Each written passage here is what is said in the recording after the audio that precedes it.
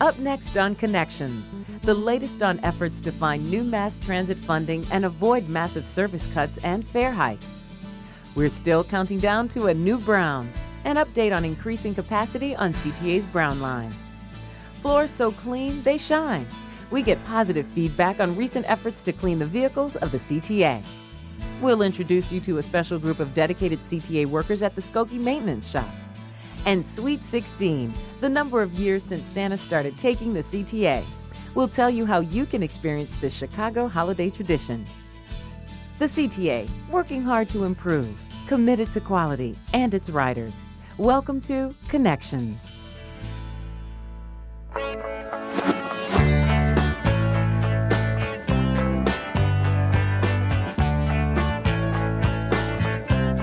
The CTA, delivering quality, affordable transit that links people, jobs, and communities. I'm Jean Sparrow. Welcome to Connections. It continues to be a roller coaster ride for the CTA and its customers. A short-term infusion of funds has once again delayed fare hikes and service cuts. But the key word here is delayed. The CTA will be forced to cut more than half of its bus routes if a long-term funding solution is not reached by January. It may look like blue skies, but the CTA is in the eye of the hurricane. November service reduction and fare increases are postponed, but the lack of a long-term funding solution is building into an even more ominous storm of fare hikes and service cuts. We are still in a funding crisis, and the governor gave us sufficient money to get through the end of 2007. That's all he did. So here it is, another doomsday deadline. Come January 20th, the CTA faces record fare hikes, the elimination of 81 of the CTA's 154 bus routes, the layoff of more than 2,400 employees. It's very frustrating. It's very frustrating to our customers. It's very frustrating to the CTA to see mandate after mandate happen. It's forcing us to spend money in places we don't want to spend it. Our riders need to understand that the CTA has heart, that we care as an organization. The men and women of the CTA have fought very hard to ensure that we can balance our fiscal position so that we are not forced to turn to our riders with either fare increases or service cuts. The CTA reduced administrative overhead costs by $38 million in the past few months.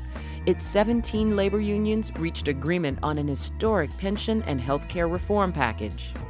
If 2007 sunsets without a transit funding solution, then the tremendous gains that we made in our pension and health care reform go away, and we go back to the bargaining table with our bargaining units.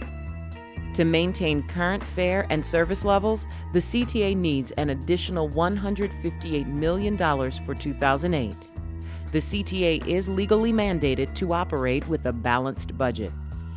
So we have to maintain the current level of operating revenue, and since fares only cover less than 50% of our costs, then the rest is government subsidy. And so the only things that we control are our fares and our service. The Illinois General Assembly controls state subsidies. It alone has the power to reverse what has been a 20-year decline in inflation-adjusted funding. When we talk to legislative leaders, when we talk to rank and file members of the legislature, they're all supportive of mass transit. The challenge is, how does everyone come together on a compromise that leads to a long-term resolution to our funding issues? All those buses are packed with children going to school. If they can't get to school and their parents don't have no means of transportation to get them to school, what are they supposed to do? During the public hearings on the 2008 budget, customers let the CTA know how strongly they oppose service reductions and increased fares. They need to voice concerns to state lawmakers too. A viable mass transit system is not a luxury. It is a necessity for the economic and environmental health of the entire region. If nothing comes through, I think the most compelling comparison that I can make is that we would have a bus system that was the size of the bus system in 1952 when the CTA took over all of the private bus lines. Think about that. Still, the CTA must prepare itself and its customers for the worst-case scenario, while holding out hope for the best. We are hopeful that in the coming weeks we will see a long-term solution from Springfield and that we can truly say that Doomsdays will be something in CTA's history. For the latest on funding developments, go to the CTA's website, www.transitchicago.com.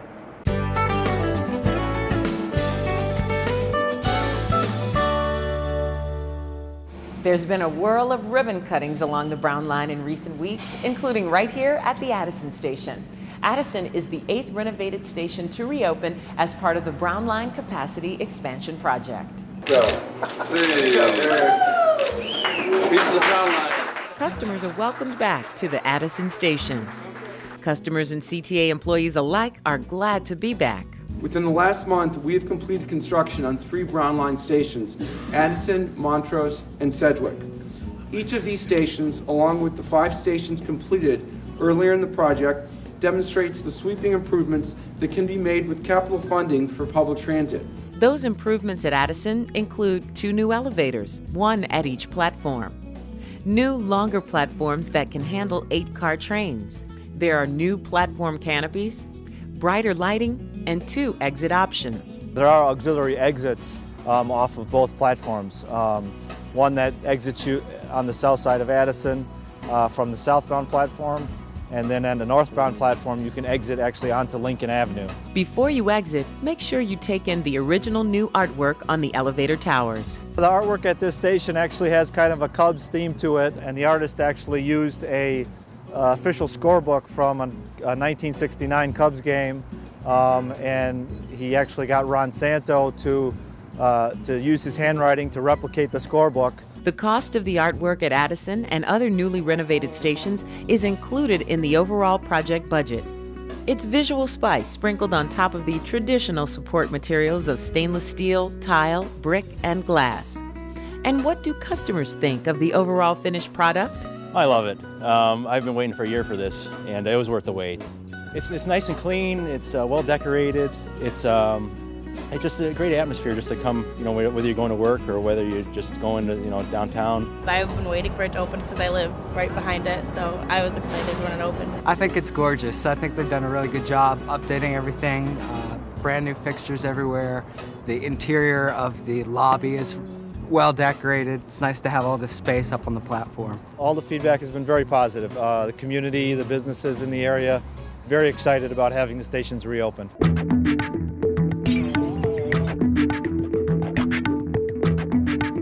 The 2 latest Brown Line stations to close for renovation are Damon and Irving Park. The CTA continues outreach to residents and business owners in the vicinity of those stations. So we meet monthly, every 3rd Tuesday of the month. We meet with the local elected officials and we talk about issues that come up, and CTA will do their best at that time to address them. And so this way we have a constant flow of communication with the community and with local elected officials. Renovation at each station takes about a year to complete. The entire Brown Line project is expected to wrap up by the end of 2009. The original Addison station was opened here just west of Wrigleyville back in 1907. That's just 1 year before the Cubs won the World Series in 1908. So let's hope history repeats itself and that the reopening of this station is followed by a reclaiming of the World Series title. Just ahead on Connections, floors so clean and shiny, our customers are taking notice.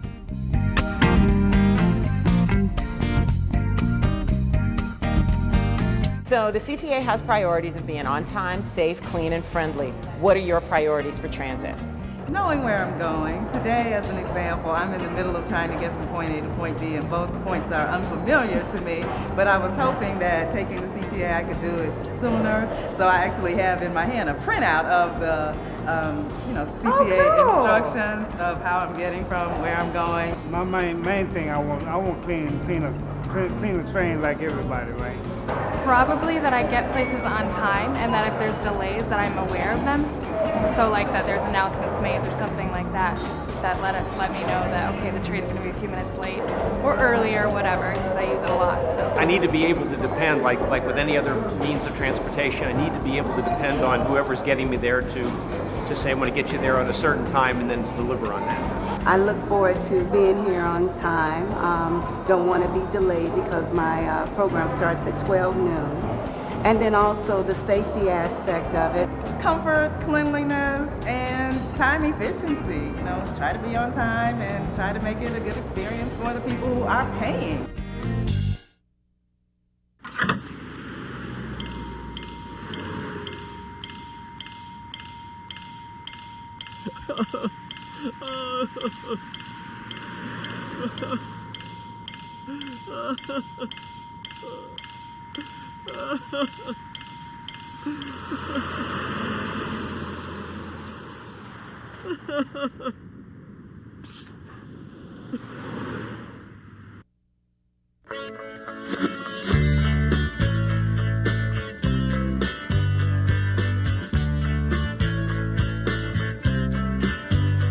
Combining technology and teamwork while delivering dependable, affordable transit. I'm Jean Sparrow. Welcome to Connections. Efforts to improve appearance and cleanliness are getting noticed by you, the customers. Like this CTA rider who wrote, "I like the way they're keeping the trains clean and the floors shiny like a new penny." Well, that new shine reflects the CTA's renewed commitment to cleanliness. This is a Red Line Wow car. It's called a Wow car because that's what customers say when they step inside. They're literally floored by what they see. The floors are a little shinier. Looks like they've been waxed. Yeah, it's gotten a lot better.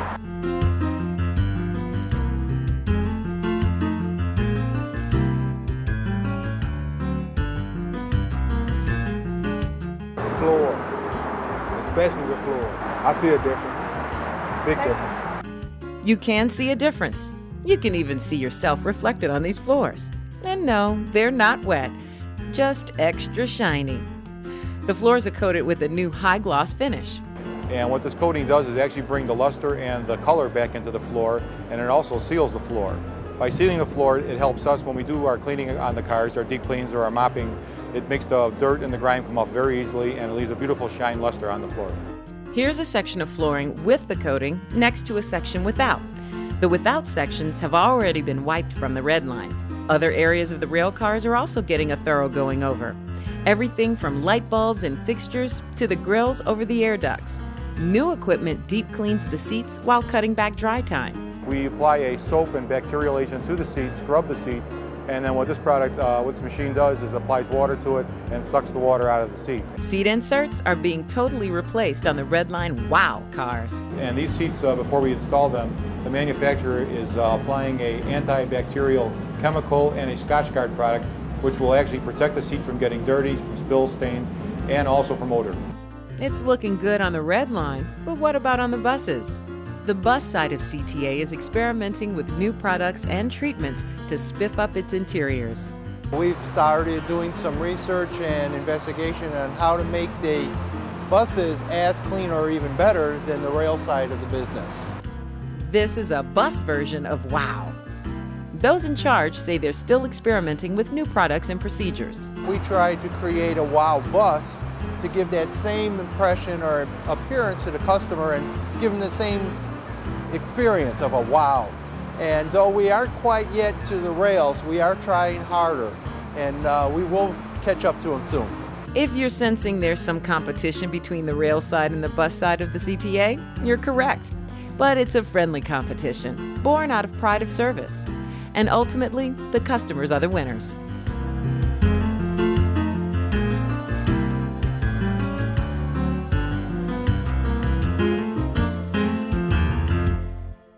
Here's another note from a Red Line rider named Sarah. It reads, "I just want to go on record thanking you for the nice, clean, shiny floors on the Red Line recently. We're all happy." Well, glad to hear it. And Sarah, thanks for taking the time to write. Still to come, zapping the zones that can make the commute slow.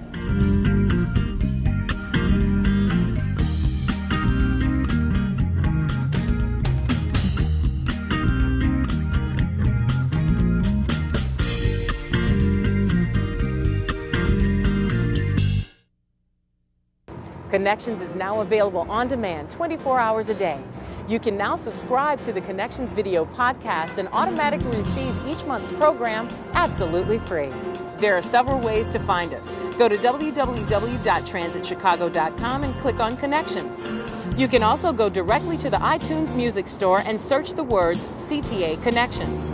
You can either choose a specific episode for instant viewing, or you can subscribe once and automatically download new shows each month. Like all video podcasts, Connections can be viewed directly on your computer or laptop, or can be viewed on a portable device such as the Video iPod.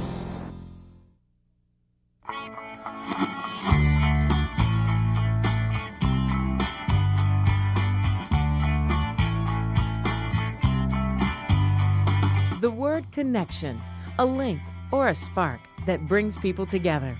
I'm Jean Sparrow. Welcome to Connections. Slow zone elimination continues on the fast track. Nothing but progress to report on the Blue Line. The good news is this project is moving along on time and on budget, and so we're very excited about it. So for all Blue Line riders between Jefferson Park and the Harlem stops, we're going to be able to eliminate all slow zones this year with the new ties. Crews are working weekends to replace deteriorating ties along the Blue Line. This summer, work was completed along more than 6,000 feet of track in the subway between Damon and Clark Lake. Eliminating slow zones there improved travel times by 4 minutes for riders. Through the end of the year, crews are replacing deteriorated rail ties, tie plates, and screws between Jefferson Park and Harlem, which will eliminate 25,000 feet of slow zones. We're very excited about the new tying technology we're using at the CTA. It's a recycled plastic tie. It will have a longer life.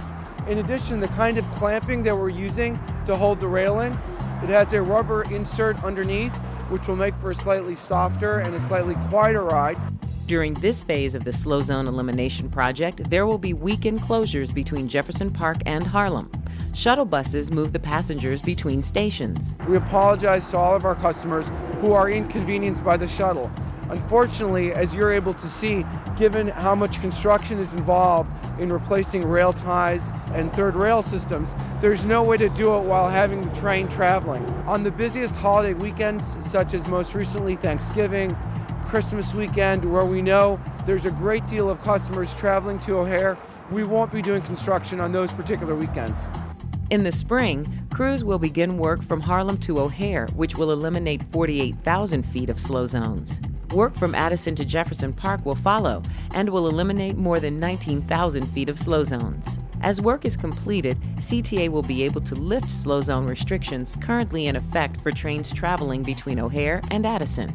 There are more than 17 miles of track from O'Hare to Addison currently operating under slow zones. Trains operating on these sections are restricted to speeds ranging from 15 miles per hour to 35 miles per hour, significantly less than the 55 mile per hour speed trains should operate at between stations. And the new tie technology means riders won't see a repeat of this project for decades to come. We can conservatively say that these ties will last well in excess of 30 years. It is a newer composite. It is the latest composite. So while we can conservatively say it will last at least 30 years, we are hopeful it will see a much longer life of this kind of tie. By the fall of 2008, the travel time between O'Hare and Clark Street will be about 45 minutes. That's down from the high earlier this year of 1 hour and 15 minutes. Up next, a skilled team that keeps the rail cars running.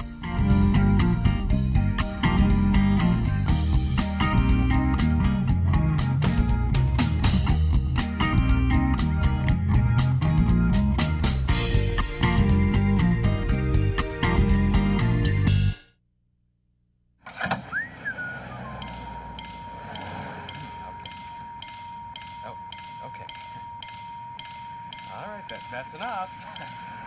All right. I've got enough. Come on! Oh, you gotta be kidding me! What the heck?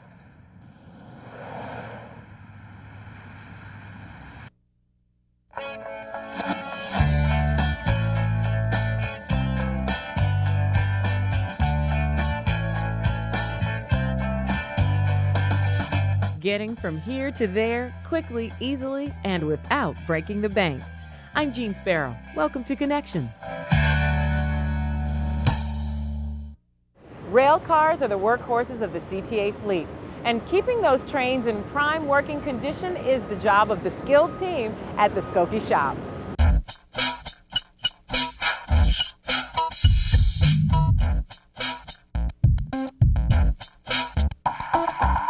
A lot of people that come through Skokie on tours, it's an eye-opening experience when they see the inner workings of what goes on or what it really takes to maintain a rail car fleet of this size. The CTA has 1,190 revenue rail cars.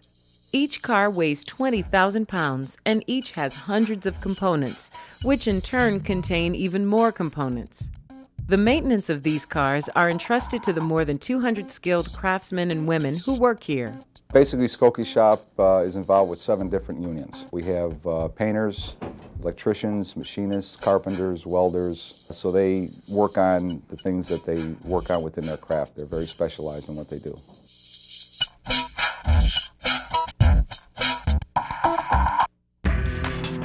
The rail equipment, the rail cars that we work on are very sophisticated piece of equipment. Have a lot of moving parts. We put on a lot of miles every day, serving our customers 7 days a week, 24 hours a day. So there's a lot of wear and tear on the equipment, and we have to be foremost and forward in supplying the parts and equipment that they need to keep the trains running, to keep our customers happy and trains running on time. This is the teardown area of the shop.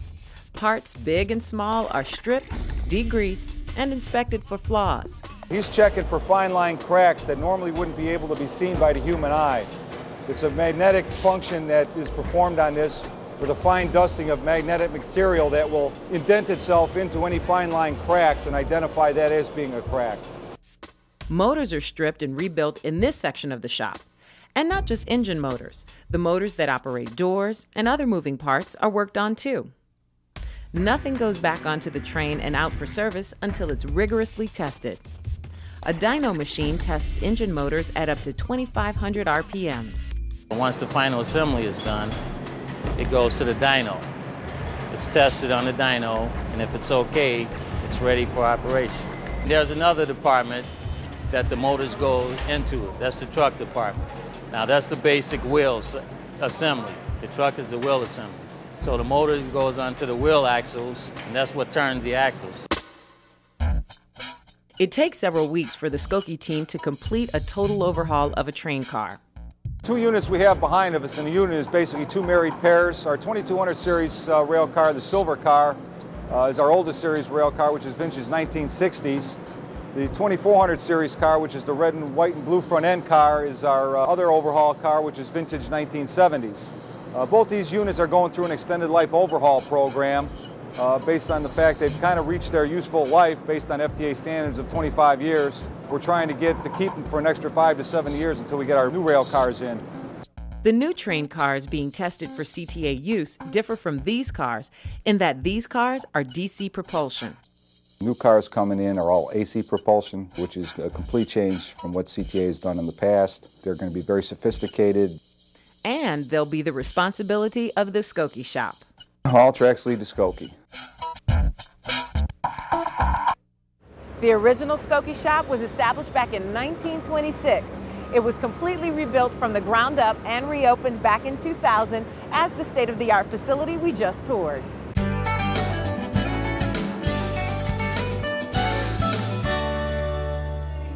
What's that? Do you hear it? The happy sounds of holiday music mixed in with the clickety-clack of the tracks? It can only mean one thing, CTA's Holiday Train.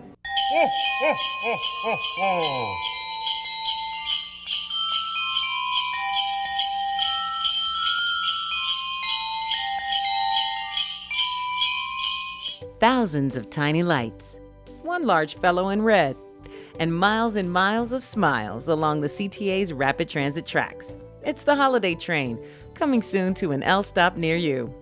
The Holiday Train is CTA's thank you to the community for the past year. 6 cars are decorated, plus the 7th car, which is the flat car, which is decorated. It has Santa and his sleigh, the reindeers, gingerbread house. It's a real festive holiday train. In addition to its festive runs all across the city, there's a philanthropic function too. CTA employees use the train to deliver holiday food baskets. The holidays are always a great time of giving, and this is the time where CTA employees get together and they donate money in order to make sure that everyone's holiday season is as joyful as it can be. This is something that the employees do on their own. In essence, we want to give back to the community. All right, excellent. Thank you very much. Thank you. Every year we take up collection from our employees. They donate, we prepare holiday food baskets, and then deliver those holiday food baskets on the holiday train to various charitable organizations throughout the city. For many families, the train is a holiday tradition. For others, it's a bright spot in an otherwise ordinary commute. It's guaranteed to lift the spirits of anyone who hops on board. It is a great time. I have never seen one customer get off that train in a bad mood.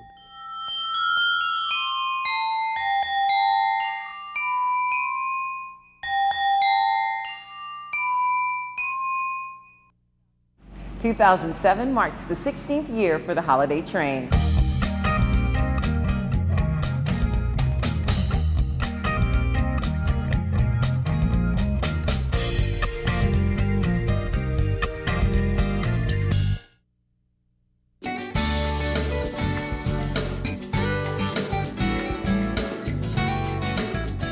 On an average weekday, the CTA provides 1.6 million rides, getting people where they need to go around Chicago and the 40 surrounding suburbs. If you want to hop aboard, here's how to get all the information you need. Online, go to www.transitchicago.com. There you can access bus and train schedules, system maps and brochures, and service updates. You can even use the trip planner. Enter where you want to start, where you want to go, and what time you plan to travel. The trip planner suggests the best route to take. Another option, make the connection by phone.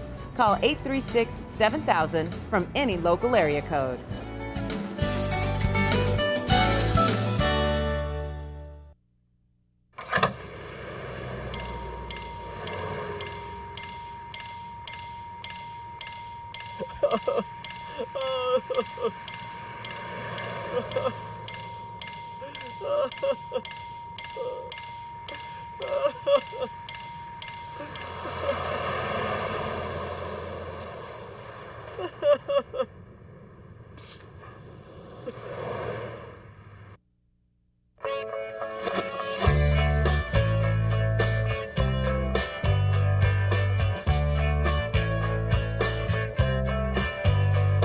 Traveling in and around Chicago on the CTA saves you time and money. I'm Jean Sparrow. Welcome to Connections.